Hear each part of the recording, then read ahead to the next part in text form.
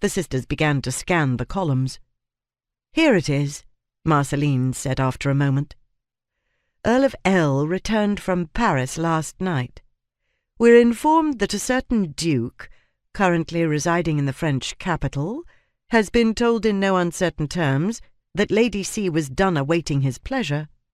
His Grace was expected to return to London in time for the King's birthday. Engagement to be announced at a ball at Warford House at the end of the season. Wedding before summer's end." She passed the report to Leonie, who read, "Should the gentleman fail to keep his appointment, the lady will consider their understanding a misunderstanding."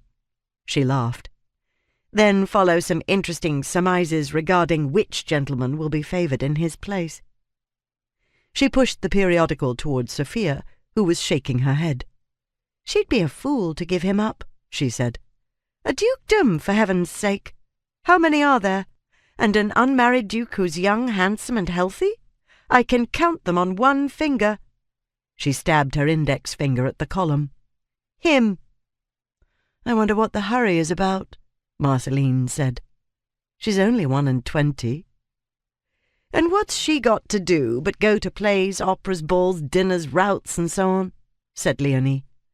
"An aristocratic girl who's got looks, rank, and a respectable dowry wouldn't ever have to worry about attracting suitors.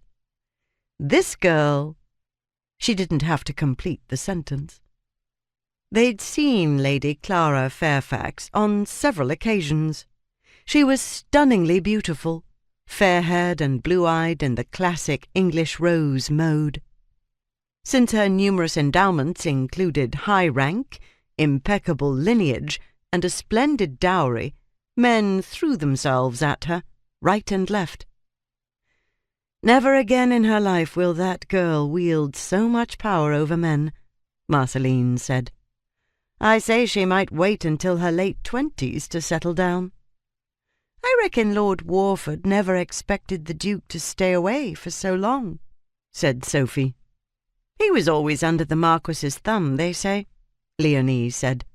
"Ever since his father drank himself to death. One can't blame his Grace for bolting." "I wonder if Lady Clara was growing restless," Sophie said. "No one seemed worried about Clevedon's absence, even when Longmore came home without him. Why worry?" said Marcelline. "To all intents and purposes they're betrothed. Breaking with Lady Clara would mean breaking with the whole family." "Maybe another beau appeared on the scene. One Lord Warford doesn't care for," said Leonie. "More likely Lady Warford doesn't care for other beaux," said Sophie.